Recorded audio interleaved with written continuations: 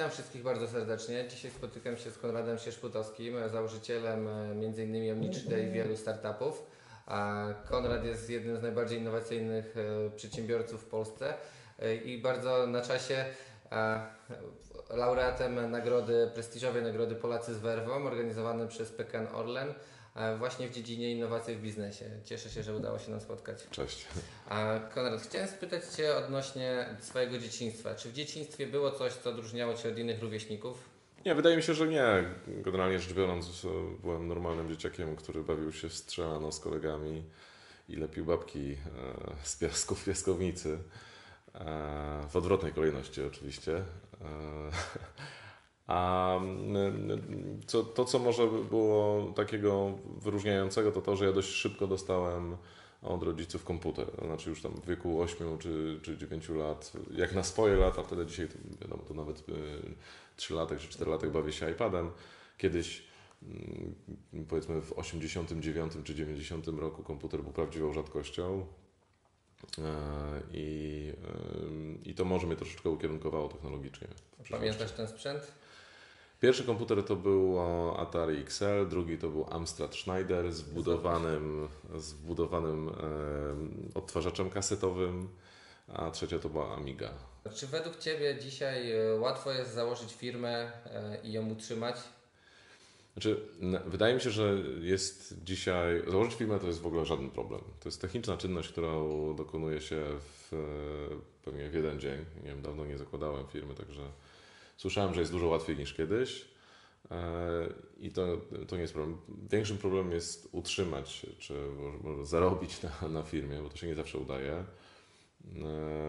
Ale czy się uda, czy się nie uda, to trzeba spróbować. Lepiej spróbować niż zadawać sobie pytanie, czy się uda, czy się nie uda. To jest moim zdaniem ważne. A gdzie według Ciebie młodzi mogą szukać pomocy na początku? Jeśli decydują się założyć firmę, to czy myślisz, że czy w państwie polskim, czy gdzie oni mogą po prostu szukać jakiejkolwiek pomocy na sam początek? Ważne jest to, żeby w miarę trzymać kontakt z rzeczywistością. Najlepiej z ludźmi, którzy już działają w biznesie w jakikolwiek sposób. Jest cała masa spotkań networkingowych, które regularnie w każdym mieście się odbywają. Spotkania te zrzeszają ludzi, którzy nie wiem, prowadzą startupy czy jakieś już całkiem dojrzałe biznesy. No i ci ludzie wymieniają się wiedzą, doświadczeniem. Warto jest posłuchać takich osób, prezentacji czy prelegentów na bardziej zorganizowanych konferencjach. Sporo można się w ten sposób nauczyć. A prawdziwego doświadczenia szukałbym w pracy, takiej normalnej, regularnej pracy w korporacji. Tak? Moje zdanie jest takie, że każdy, żeby uniknąć maksymalnej ilości błędów, najlepiej te błędy popełnić na czyjś koszt. I praca w korporacji pozwala popełniać błędy na czyjś koszt.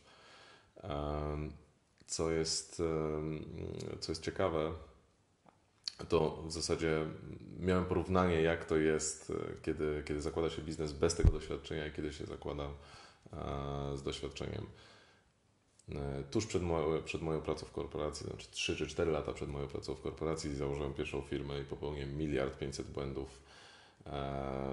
Jakoś udało mi się z tego wybrnąć, sprzedałem tą firmę, zacząłem pracować, w międzyczasie skończyłem magisterkę i zacząłem pracować w korpo. 3 lata wróciłem do robienia swoich rzeczy. I jest to ogromna różnica. To doświadczenie naprawdę dużo zmienia.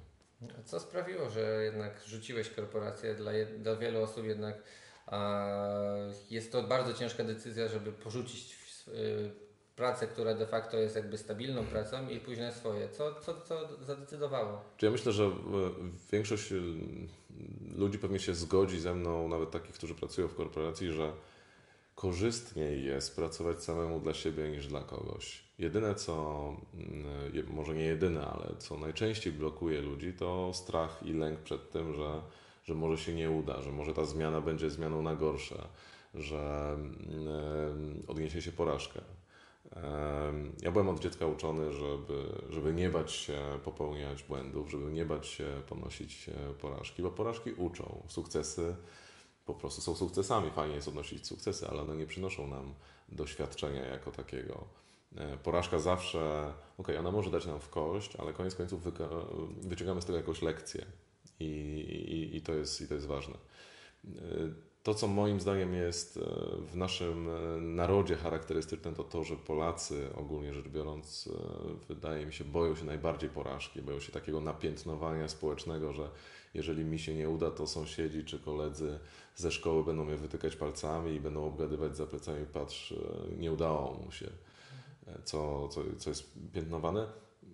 W przeciwieństwie do innych krajów, gdzie tak na dobrą sprawę ludzie się wspierają w razie porażki, albo pytają się, czego się nauczyłeś, kiedy ci się nie udało.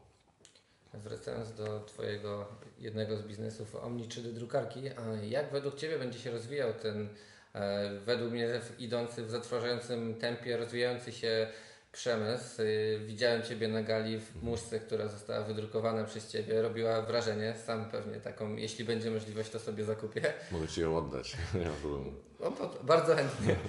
Aczkolwiek, no i jak według Ciebie się to rozwinie? Czy to tak, że będziemy w każdym domu sobie drukowali wazon, szklanki, kubki i czy jednak jest to jeszcze długa droga?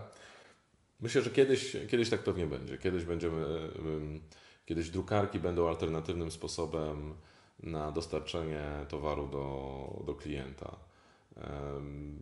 Pierwszym takim codziennym sposobem, z jakiego korzystamy już dzisiaj, to jest to, że jeżeli coś zamawiamy na przykład przez internet czy w sklepie, no to albo odbieramy ten towar na miejscu, albo przychodzi do nas kurierem. No jest to zawsze jakaś logistyka, trzeba po to jechać itd., albo kurier musi nam to przywieźć. Drukarka 3D umożliwia przesłanie towaru w formie cyfrowej natychmiastowo. Trzeba go tylko zmaterializować i można go zmaterializować na biurku swoim czy biurku w pracy za pomocą drukarki 3D. Moim zdaniem to jest takim świętym gralem wykorzystania druku 3D. Natomiast, żeby to było popularne i wykorzystywane na co dzień, to myślę, że jeszcze przynajmniej kilka lat trzeba poczekać. Mówię o Tobie, że jesteś człowiekiem z ADHD, biznesowym ADHD. Chciałem spytać, czy wiesz, jaka jest recepta na takie ADHD? Czy to jest, da się tego wyuczyć? Czyli taką, rozumiem przez to, że wyłapujesz to, co według Ciebie ma szansę i jesteś w tym najbardziej skuteczną osobą, jaką znam. Znaczy, wiesz co, ja myślę, że są dużo skuteczniejsze osoby mimo wszystko niż ja. I z drugiej strony nie sądzę, że to biznesowe ADHD jest w ogóle najlepszą możliwą drogą. Szczerze mówiąc, mój wspólnik mnie za to bardzo nie lubi. To jest jedyna cecha, jaką wciąż mi wypomina, negatywna cecha. To się oczywiście fajnie mówi, mieć biznesowe ADHD i robić wiele rzeczy naraz. Znam masę przykładów ludzi, którzy robią jedną rzecz, ale robią ją dobrze i dochodzą do spektakularnych sukcesów. Ja mam ten problem, że trudno mi sobie odmówić okazji, jeśli widzę okazję, ale tak naprawdę ta okazja niesie ze sobą konsekwencje takie, że temu trzeba poświęcić więcej czasu, ale w końcu ten czas się kończy. Ja mam wokół siebie masę rzeczy, które są niedokończone, w jakiś sposób rozwalone w kawałkach i nie zawsze jest czas, żeby to wszystko posklejać. Nie zawsze też mamy ludzi i pomoc wokół nas, która nas może wesprzeć w takiej sytuacji. Dlatego nie powiedziałbym, że drogą do sukcesu jest robienie wielu rzeczy naraz. Absolutnie nie. Szczerze mówiąc, to jest tylko i wyłącznie mój problem osobowościowy, że poszedłem taką właśnie drogą. Jeżeli ktoś oczywiście jest do tego predysponowany, to nie należałoby się hamować z drugiej strony, ale łatwiej jest odnieść sukces, robiąc jedną rzecz dobrze. Jeśli dzisiaj miałbyś wybierać wyższą uczelnię jeszcze raz, to jaki byłby to kierunek? Sądząc po ogłoszeniach o nabór pracy wśród moich znajomych, zresztą na moim facebookowym feedzie, codziennie powielają się ogłoszenia, szukam programisty takiego, szukam programisty mobilnego, webowego itd., no to najbardziej pożądanym skillem w dzisiejszych czasach to jest po prostu programowanie. Podejrzewam, że wybrałbym tą drogę, dlatego że mam wrażenie, że mam umysł raczej ścisły i logiczny i oczywiście przyznam szczerze, trochę w wolnych chwilach bawię się i koduję jakieś proste aplikacje do firmy. Nic bardzo złożonego, ale w Omni 3D działa na CRM-ie zbudowanym przeze mnie, więc mam taką swoją To nie zajawkę. jest mały, jednak umiejętność zbudować CRM-a to naprawdę myślę nie jeden Bardzo, programista. bardzo, bardzo prosty CRM, może nazwijmy to w ten sposób. Ale chodzi o to, że to jest coś, co się przydaje na co dzień, bycie koderem, bycie programistą. Ja słyszałem bardzo, bardzo fajną analogię do kodowania, że programowanie czy kodowanie jest jak bycie czarodziejem, tylko we współczesnym świecie, dlatego że my możemy zaczarować urządzenie do tego, żeby robiło to, co my chcemy, czyli jakąś magię. Tak naprawdę ludzie, którzy się nie znają na kodowaniu, to programowanie to jest magia, tak? To, że ja mogę spowodować, że ten telefon będzie robił coś, co ja chcę, albo ten komputer, albo serwer i tak dalej, i tak dalej. Także to jest naprawdę, jeżeli ktoś się zastanawia się, jest powiedzmy na tym etapie życia, żeby zmienić na przykład drogę kariery, ja bym poszedł tą drogą. Co według Ciebie będziesz robił za 10 lat? Mam nadzieję, że trochę mniej pracował. Chciałbym trochę mniej pracować, mieć trochę mniejszą potrzebę pracy, bo dzisiaj pracuję dlatego, że muszę. To nie czuję się jeszcze tak stabilny i tak bezpieczny finansowo, że mogę sobie pozwolić na to, żeby wyjechać na pół roku na wakacje i zwiedzać świat i wrócić, nie martwiąc się o to, czy zostanę z gliszcza, czy jeszcze coś będzie. Także życzyłbym sobie takiego większego luzu na co dzień. Ale nie życzyłbym sobie tego, żeby w ogóle nie pracować, bo myślę, że praca to jest w życiu każdego człowieka ważna sfera. Nawet jeśli ma się pieniądze na to, żeby pozwolić sobie na niepracowanie, to i tak życie byłoby nudne, gdybyśmy nie stawiali sobie codziennie wyzwań i nie realizowali celów.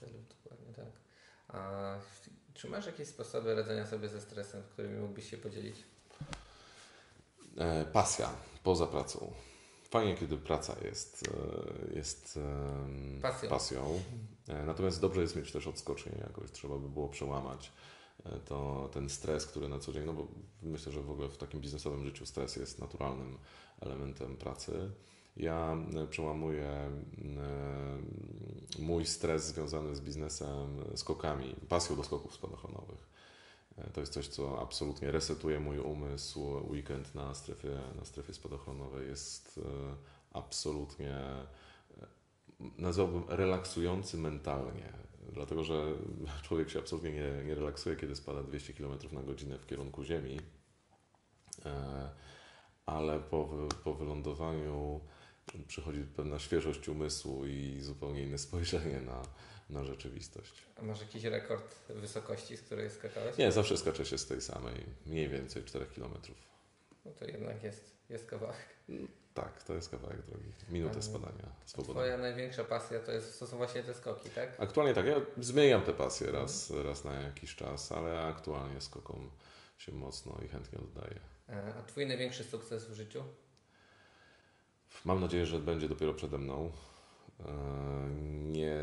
Nie chciałbym, żeby powiedzieć, że ten sukces jest za mną, bo tak na dobrą sprawę nie czuję, żeby odniósł bardzo spektakularny sukces.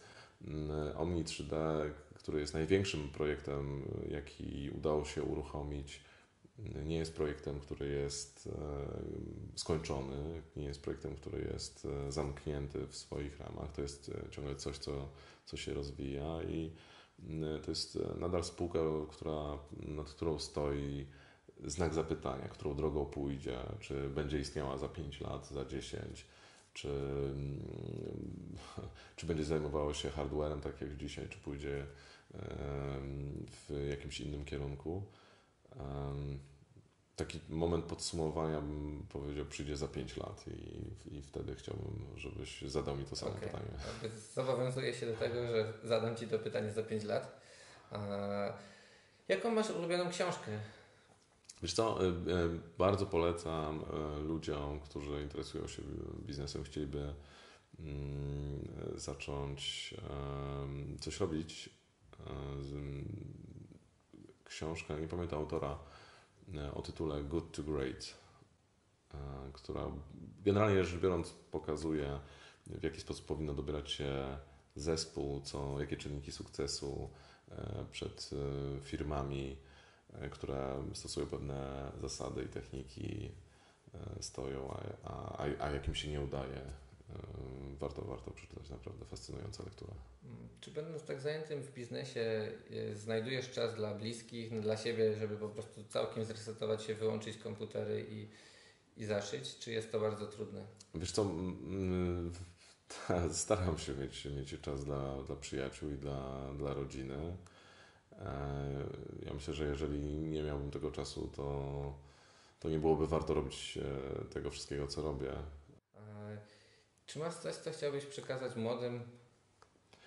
E, Myślę, że tak. Myślę, że to co bym mógł przekazać ludziom, którzy zastanawiają się, jaką drogą pójść, czy robić własny startup, czy na przykład pracować dla kogoś. Nieważne jaką drogą się pójdzie, nieważne w jakim momencie życia się jest, bardzo polecam wyzbycie się lęku i nie bania się zmian, tak na dobrą sprawę, bo każda decyzja, taka ważna decyzja w życiu prowadzi do zmiany i myślę, że masa ludzi wstrzymuje się z decyzjami, nawet jeśli są nieszczęśliwi w tej rzeczywistości, w której się znajdują. Ludzie, których ja znam bardzo często i namawiam do tego, żeby coś zmienili, powstrzymują się przed podejmowaniem radykalnych decyzji właśnie dlatego, że się boją efektu tych decyzji. No ale skoro jest niedobrze albo słabo, a mogłoby być lepiej, to dlaczego się powstrzymywać? Dlatego przedsiębiorcom przyszłym przede wszystkim życzę odwagi w podejmowaniu decyzji. Dziękuję bardzo. Miło było się spotkać. Dzięki, Konrad.